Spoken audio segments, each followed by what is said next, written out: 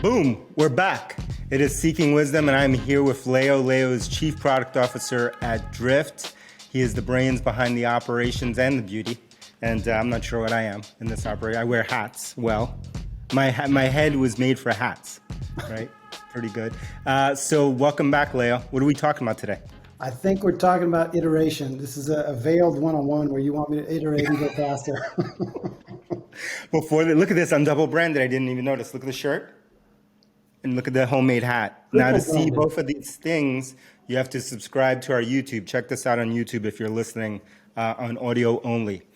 So we had notes about doing this episode, and then Leo asked me, who comes up with the episode ideas? And I said, not me. And he's like, this seems like a veiled one-on-one because we were talking about iteration. Leo, have we been talking about iteration lately? Just a little. We've been iterating on it. So the context for everyone listening is Leo joined Drift coming from Salesforce, having gone from 1,000 people when he first joined Salesforce. Then he started his own company in between, came back to Salesforce. By the time he left, it was 50,000 people. He's back down now. He's back in the jungle. Welcome to the jungle. You're back in the jungle with 500 people at Drift right now. And he is helping us transform our entire product organization and bring our product into the future, which is all about one word, iteration. Right? That's all we're talking about, iteration. So we're having some lovely conversations on iteration, and we wanted to share some of our thinking with this here Seeking Wisdom community. So tell me how you think about iteration, both at the scales that you operated at before, the scale of your startup, and then at Drift. Maybe they're all the same, maybe they're different. So I'd love to know the common threads between them. They are, I'd say, a Salesforce and startup, completely different. Okay, yes. And Drift is probably another level of different. It's like a third dimension of different. Let's unpack that. Sometimes I think I'm playing three-dimensional chess. Yes, it like is. Star It Trek. is kind of like that. So, at Salesforce, the iteration is kind of baked against you because Salesforce only iterates 3 times a year. So the pace of iteration is already kind of baked into the process. They only make 3 releases a year. So tell me about that. So that's just like, when are these 3 releases? Why 3 releases? And like, how does that work? Yeah. So early on in Salesforce's history, I think there were multiple releases a year. Yeah. In fact, it might have been closer to Drift where they would just release all the time. And it became chaos. So word of warning, we might get the chaos, hopefully not. But at some point it became so unmanageable to get the motions out.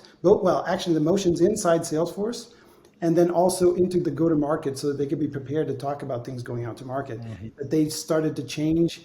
This was before I went into product at Salesforce, by the way. So I didn't see it, but I heard about it. And then I think they decided, look, 3 releases I don't know why they decided on 3 releases, but they named it after seasons. There's spring, winter, and summer, I think. There's no autumn, no fall. I don't know why. But That's anyway, when things die in the fall. yeah, I guess maybe it's a bit too sad. Yeah. And they did it kind of like magazines where it's like, you release the spring thing so that when people are looking at the magazine, it is spring, but it would be released before spring. So it causes confusion. It's like fashion, right? Exactly. Like when you buy, when you're a fashion buyer and you're buying right now it's summertime, you're probably buying, spring, Exactly. right? You're usually like 2 seasons ahead you're buying. Yeah. So anyway, but they baked that into the whole process, and for the most part it worked, but it did tamper the ability to iterate. So you had to think a lot more about the details of something before you rolled it out, because you wouldn't have another shot at iterating on it for another 4 months, which has its pros, but it also has its serious cons, as you know. Yeah. And what were the cons and what were the pros? The pros is it does help you figure things out more deeply. The cons is you could be way, way off. And then you're hosed for 4 months. You're hosed. You can maybe do little tweaks because there is the ability to do patches and things like that, but not a major change. Patches. Yeah, you're taking me back to before the internet. I'm going back to the old CDs. The software was sold in CDs. We're dating ourselves. But actually, my team, we tried to break that mold. We tried to do something that was called continuously releasable. But And that's why we, you're a troublemaker. That's why yes, you're that's back here. exactly it. I always was a troublemaker, even at Hmm. Salesforce. Hmm. And we tried it, and we did manage to have some success, but we were always swimming against the grain. And Hmm. so, it was difficult. It was very, very hard, but we were trying to do it more And iterations then when you started your own company, what was the iteration like? every week. Yeah. And then we had another problem, which is we had to deal with the whole Apple thing because it was a mobile app, and then you have Yeah. to you Yeah. release it, you have to wait for the whole process to go. You know what it's like. Yeah. Yeah. Yeah. It's gotten better now, but probably when you were doing your startup, it was It's not it was painful, painful. painful. And so Yeah. we were in this like weird schizophrenic mode where you have the thing that's live, you're releasing another one that's not going to see the light of day for another 2 or 3 weeks, and you're Hmm. starting to think about the next one. It just drives you kind of crazy because you don't know what's where. It's just insane. Yeah, I remember when we were doing when we started Drift and we were mobile only for a little bit, and this is at the very beginning, and we were in that state, and then you were constantly you didn't know what you were talking about anymore because you'd be talking about problems, but in your mind as a product organization, you've already released something, and Yeah. you're like, but not that because no one actually has that thing, and you're working yet on the next release, right? So you're like, you don't even know like what are people talking about? Are they giving me feedback on some test flight candidate? Are they giving me feedback on what's in production? What is in production? Because I'm already like 3 versions ahead of that. Like it was just this constant state where you're confused what you're working on there. Yeah, it's gone nuts. And then what is the 3 dimensional chess at Drift like?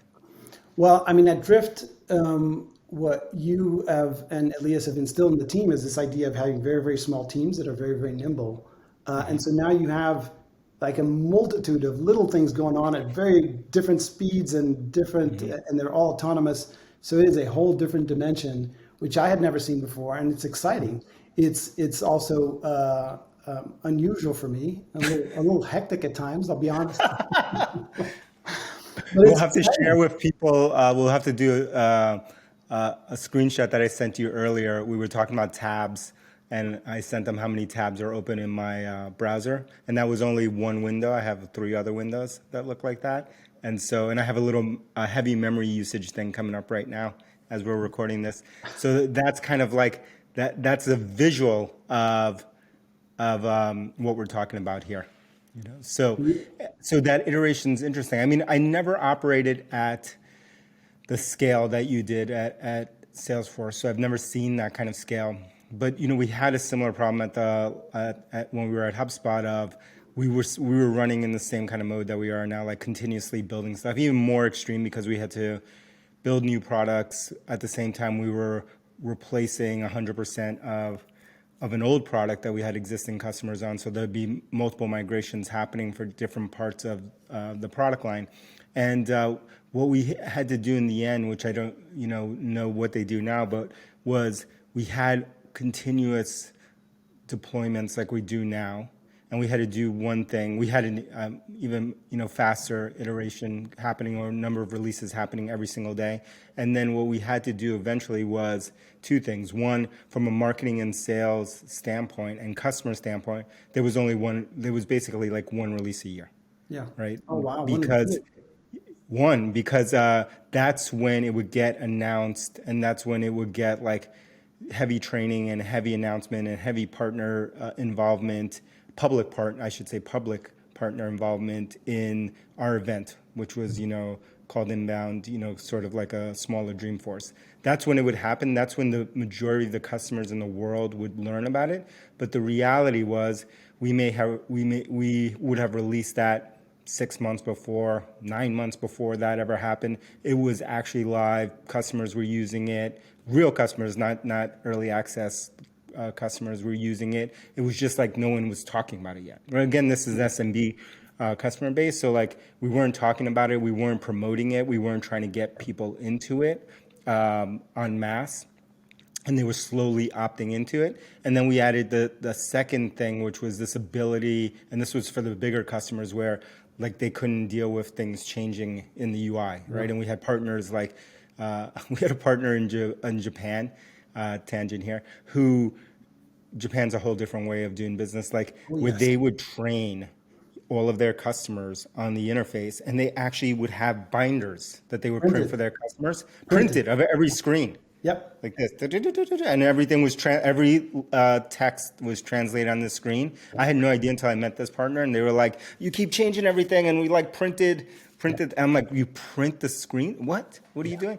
Anyway, we had to create this feature that would enable partners and customers to be able to opt in to new releases, right? And which drove product crazy because what it meant in reality was they had to support multiple versions. Yep. So they had to, like, if you were releasing a new version of whatever, email, or you were making changes to email, you may have to support the old version of email and not have anything break for 6 months, 9 months, whatever the agreement was, as people were slowly opting into this thing. So that's the way that we dealt with it. Again, no one liked supporting multiple versions, and and then we had to figure out tooling for support, because when support issues came in, was it the old version, the new version, almost like the Apple thing that you were talking about. Yeah. But from a customer experience standpoint, it was way better because it gave them control, put the control in the customer, and they said, I'll opt in when I'm ready to this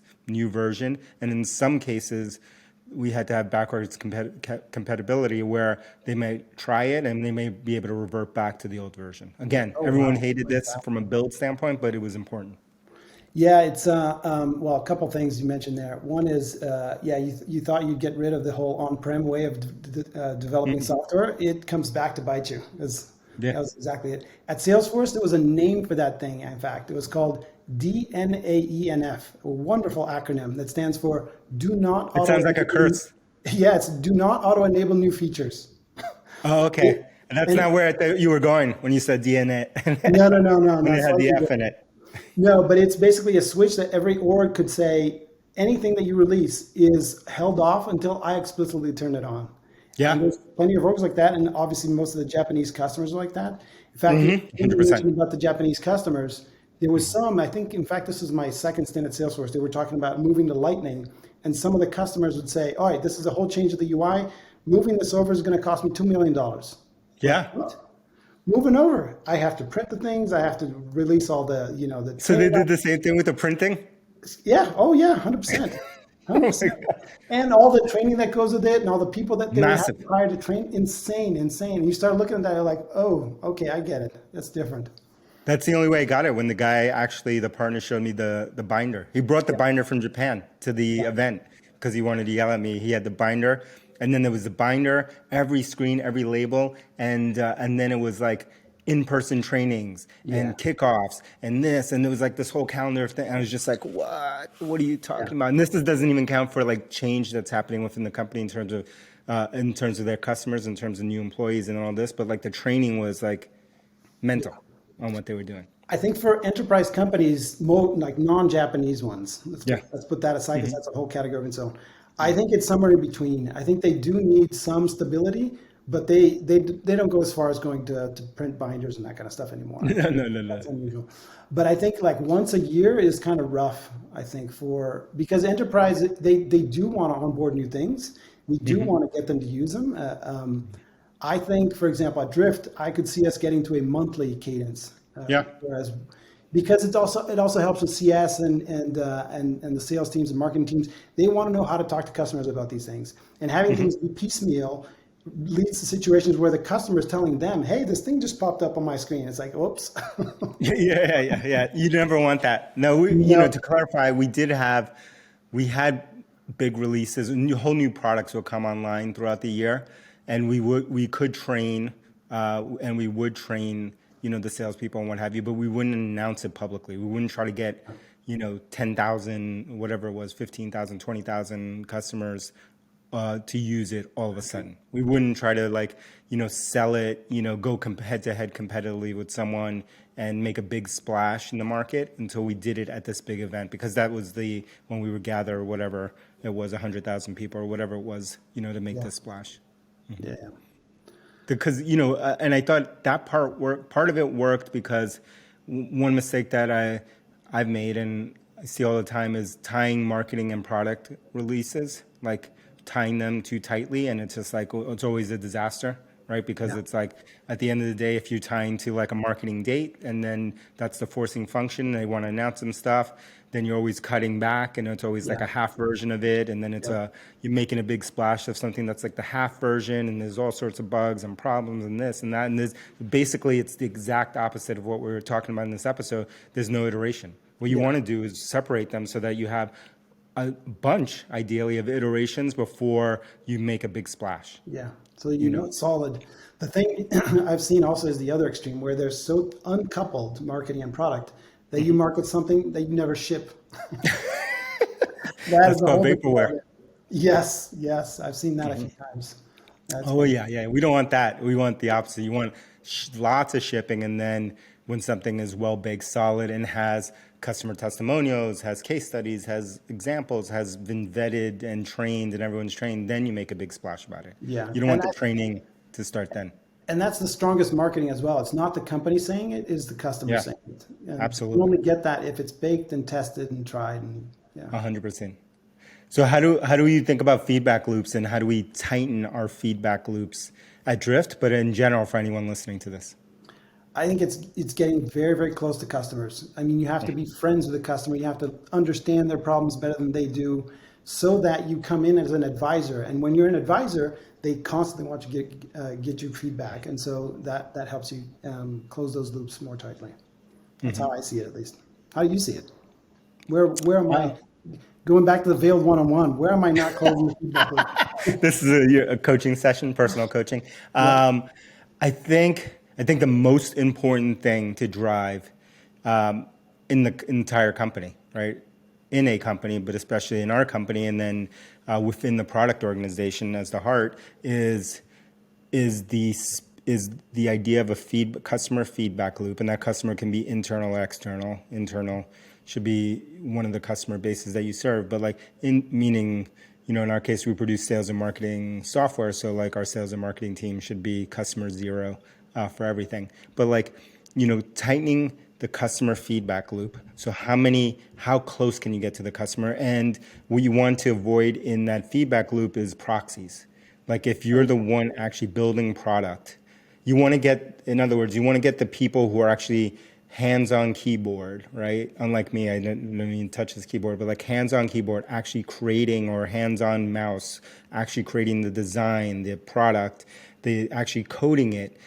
You want those makers to be as close as possible to one-to-one interaction with the customer, because that's when you'll get the best results, in my opinion. That's when you'll get that's when you'll get the true feedback. And so you want that. And then you want to avoid proxies as much as possible. PMs in some ways are proxies, right? So like they are necessary, they're needed, they are core to the thing working, but you don't want all information from the customer to be filtered through a PM and then to go to the actual person making the thing, right? You want this direct connection.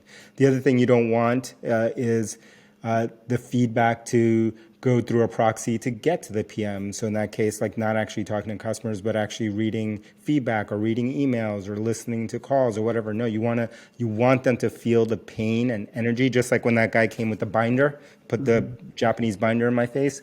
You want that like in your face, right? Like I had heard about it on a theoretical level. I heard like that they had this whole training thing, but it was not until the binder was in my face that it was just like, oh, okay, I get the pain now. I see the Get pain face to with face. Yeah, you get proxies. it.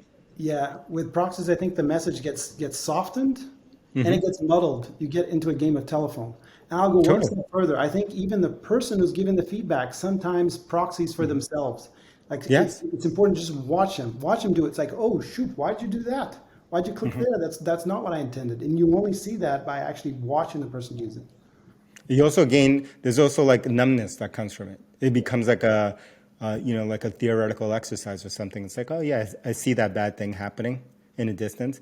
But if it's involving you, if you feel the pain in your face, you physically, emotionally feel that pain, then you're more apt to actually solve the problem versus just being an observer, right? Getting into this observer pattern. So for us, you want to get as close as possible. You want the people making to be as close as possible to the customer. Then the next thing is that you want to learn, not repeat. You want to learn from the mistakes that you're making. in getting that, building that product, doing that thing that you're doing, or launching that strategy. And then you want to, as quickly as possible, then iterate. You want to and you want to have as many, I kind of think of it as you want to have as many learning loops as possible for anything that you're creating, anything that you're building, whether it's a product, whether it's a service, whether it's an offering that you're doing, whether it's a sales approach or a marketing approach. All you want is as many iterations as possible, and as long as you learn and you don't keep repeating the same mistakes, then that's how then you'll have progression, and then you'll have very fast progression in what you're building. Yeah. I have a follow-up question for you. Now, Yeah. the tables have turned. I'm asking you questions. How do you figure out when to stop iterating and focusing on the next thing? That's a good question. So I would say focus on the next thing. That's an interesting thing. If I think about it I think in one way, I think you should never stop iterating. Yeah. Right? On the thing. And so that's why I kind of believe in this, that, which you mentioned, these small teams and this kind of this idea. Because in my mind, it's if someone is still using something that you're making, or whether it's software, whether it's a service, whether it's, any kind of offering you put together, if they continue to use it, if customers are using it and more customers are using it over time, then the learning should never stop. It should continue to evolve and iterate, right? We're not producing, something that is static. We're in the software world, so it should continue to change and evolve over time. So therefore, I think the iteration should never stop at that micro level.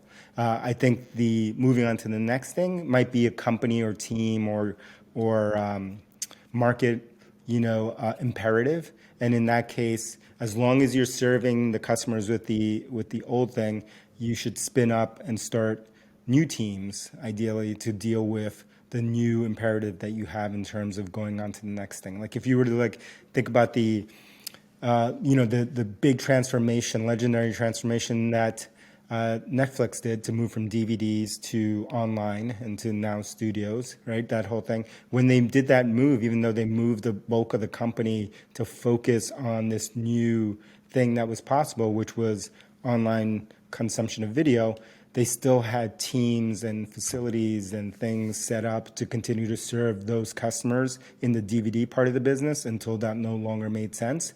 But those teams only went away from focusing on that and doing that work when they no longer sold and serviced that product, right? Yeah. So that's how I think about it. And so I think at a micro level, the team should never stop iterating and learning on what they're doing, because it can always improve and get better. And then at a macro stage, yes, start new teams, new people to focus on new imperatives or new things that we need to focus on. And in the Netflix analogy that you gave, actually, it's you could say the team continued to focus on the same use case. It was just a different product to serve that use case. Totally. Yeah, it was a different product to serve, which was the time was right to be able to do that. That's why they could do that. I'm also, we've also had on this here podcast, if you haven't listened to, the authors of Working Backwards. And if you look at, towards the end of that book, and this is a story of how they build within Amazon. At Amazon, when they went into Prime, when they went into video, when they went into all the new businesses, the Kindle, et cetera, and there's chapters on all of those. When they went into those were new teams, those were new imperatives. It didn't mean that they stopped iterating on shipping, stop iterating on e-commerce, stop iterating on category creation. Those things continue to have teams and resources and people iterating on it, because there were still customers that were being served and new customers that were coming into to use those products. They just had to continue to scale horizontally and add more teams to be able to do more things. And that's how I think companies should operate. That's how I think we should operate. Yeah, we're getting there. We're trying. We're getting there. All right. Yeah. If you can teach us something about iteration, I want you to leave a comment for us on this here, wherever you're watching this. Leave a little comment or review. 6-star only podcast, certified, world's only, galaxy's only 6-star certified podcast. And hit up Leo and tell him to tell you something in Portuguese. Tell him how young he looks compared to the old uncle. Again, I can wear hats. Check out my hat on video. All right, Leo, thank you for joining us today. Thank you. Iterate. Let's do it.